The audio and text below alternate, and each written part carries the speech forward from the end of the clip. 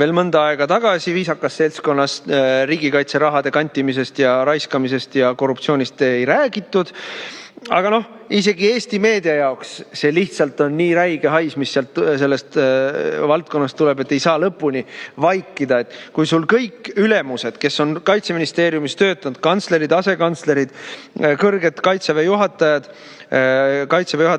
asetäitjad liiguvad tööle riigikaitse valdkonda, loovad riiulifirmad, millel ei ole mingit majandustegevust, millel ei ole mingeid töökodasid, ei ole töötajaid, ei ole mingit oskust teada.